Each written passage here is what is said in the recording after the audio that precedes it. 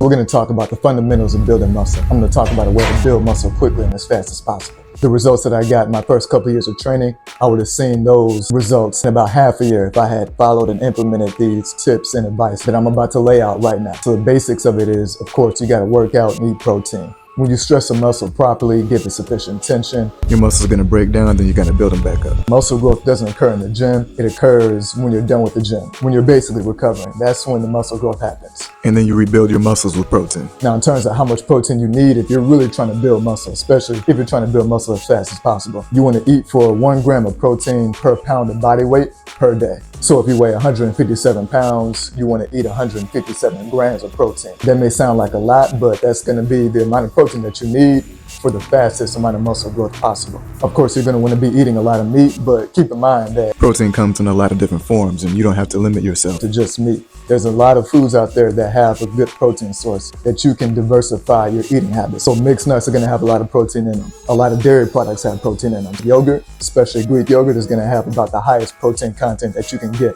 in yogurt. Whole milk has a lot of protein. Out of all the vegetables out there, green peas has about the highest amount of protein that you can get out of vegetables. So you can diversify what you eat to get protein. You don't have to stick to just meat, which might make it easier for you to get your daily protein intake. And to optimize your muscle growth as efficiently as possible, I would advise that you enter a caloric surplus of about 300 to 500 calories. Or if you're not too keen on tracking your calories, aim for 5 meals per day that's going to have a high protein source, complex carbs, and some vegetables. But with even all this being said, you have to make sure that you have quality training. So the easiest and most fundamental thing to follow is what's called progressive overload. And so when you go to lift weights, you want to keep track of how much weight you can lift and how many reps you can do it at. And then each week you want to increase the amount of weight that you're lifting. Or if you're not increasing how much weight you're lifting, you want to increase how many reps you're doing or how many sets you're doing at that same weight that you did last week. Keep track of those numbers. The next week, beat those numbers again. So the next week, week 3, you want to start lifting more weight or do more reps or sets at the same weight in order to progressively give your muscles more of a challenge, give them more tension. The more of a progressive overload that you can give your muscles on a consistent basis, the more your muscles are going to adapt, grow, change, get bigger and stronger. To a bench pressing 155, you can only get it for about 8 reps. Then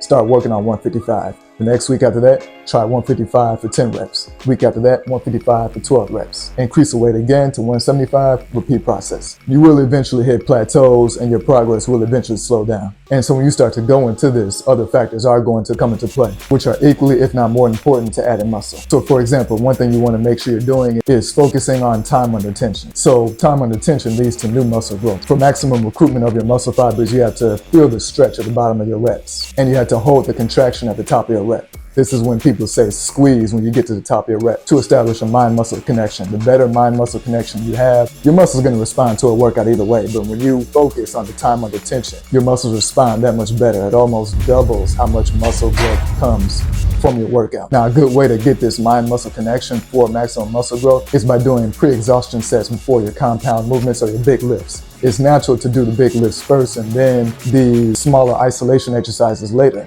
But if you reverse that, do your isolation exercises first before doing the compound lifts, your muscles are pre-exhausted. You go to the big compound lifts. The amount of muscle tension that you're going to feel from doing those big compound lifts is going to increase dramatically. This is really going to follow the concept of challenging your muscle. The more you can challenge your muscles, the more you can break down your muscles, and then the better you'll be able to get them to grow. This is what induces hypertrophy and muscle growth. Regular weightlifting, where you're trying to get stronger on bench press and all your other lifts, is going to make your muscles grow. But you also got to think about how you're getting stronger. Obviously, your chest is going to be bigger bench pressing 250 pounds than it was when you were bench pressing 135 pounds. But if you get stronger while focusing on time under tension, instead of just getting stronger from just simply moving weight, your muscle growth is going to be that much more enhanced. And then you want to try to improve your strength while using those methods of working out. That's going to be the best way of developing more muscle and building it fast. And as you work out, you will be finding out what will give you the best mind-muscle connection. What exercise works for one person may not work for you as well. So if you work out with a good mind-muscle connection, you can do 1 set till failure and stimulate the muscle to grow more if you were to do 3 sets of 10 reps with no mind-muscle connection. And then eventually you do want to start implementing the training till failure method as well. Sometimes following a set number of reps will only get you so far. If you push your body till failure on these exercises you're doing, you're going to find out where your true limits are at with your muscles. You're driving yourself to the point where you literally can't do any more reps. When doing that workout with the training till failure method, you want to find the amount of weight that you can only do 10 to 15 reps on. So let's say the 15 reps, just to keep it simple. And experiment and play around until you find the weight where 15 reps is all you can do. You can't do a single rep more. You're barely able to get rep 14. And then rep 15 takes everything that you have. And then you can just absolutely not do rep 16. That's finding a weight that you can do until failure at a certain amount of rep range. And like everything else, once you do find a weight that you can do for 15 reps, you want to master it until you can get to 16 reps, until you can get to 17 reps. And then once you get higher and higher in the rep range, start increasing the weight. So let's say you did it with a 40-pound dumbbell initially for bicep curls. After you get to about 17, 18, 19, 20 reps, you want to go to the 45-pound dumbbells, or however much weight you can do for only 15 reps. Intensity of your sessions, of your workouts, of your reps is one of the #1 things that go into fast and effective muscle growth. And so you do want to find something where you have to take 1.5 to 2 minutes of rest. You don't want to be working out where you're choosing to rest for 1.5 to 2 minutes and staying in your comfort zone. You have to get outside your comfort zone.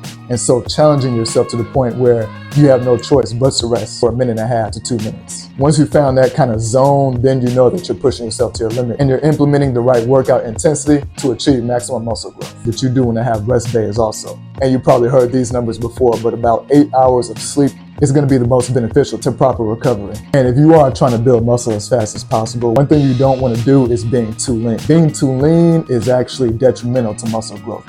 Only because in order to get that lean, you have to go on a calorie deficit and you can't eat too many carbs. And calories and carbs are one of the essential things that it takes for your muscles to grow faster. Not just grow, but grow faster. Yes, you have to keep, a balanced diet, make sure your macronutrients and micronutrients are right, and make sure your protein intake is right. But having the right amount of calories and carbs are gonna amplify your muscle growth and the speed at which your muscles grow. So if you're trying to be super lean, you're obviously skipping out on the calories and carbs and other nutrients that they need for fast muscle growth. It'd be depriving your muscles of the ingredients to grow faster. Also, low body fat leads to low testosterone. And testosterone is one of the most important things when it comes to building muscle. So super low body fat, low testosterone, low calories and carbs and other nutrients is extremely detrimental to fast muscle growth. Also, your blood circulation will be less. You'll get no pump in the gym.